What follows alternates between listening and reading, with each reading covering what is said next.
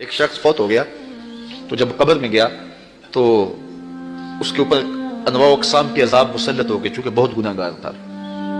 तो एक दिन अचानक सारे अजाब मौकूफ कर दिए गए और जहन्नम की जानब खोली गई खिड़की भी बंद कर दी गई और जन्नत की जानब दर खोल दिया गया और फिरदौस बरी की ताज़ा हवाएं कब्र में आने लगी। तो उसने कहा, मेरे खुदा, तेरी करम नवाजी के मेरे से उस उल्फत को, उस अजियत को दूर किया, लेकिन क्या मालिक तू ये मुझे बताएगा कि मेरे ऊपर ये करम नवाजी क्यों हुई? तो आवाज आई कि मेरे बंदे, जब तू मरा था तो अपनी बीवी की गोद में एक बच्चा छोड़ के आया था।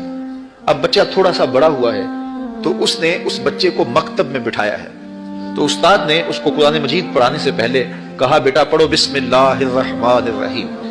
तो उस बेटे ने अपनी तोतली जुबान में मुझे रहमान और रहीम कहा। मुझे शर्म आती है कि इसका बेटा मुझे रहमान और रहीम कह रहा है और मैं इसको अजाब दे रहा हूं। तो मैंने उसके सदके से माफ कर दिया।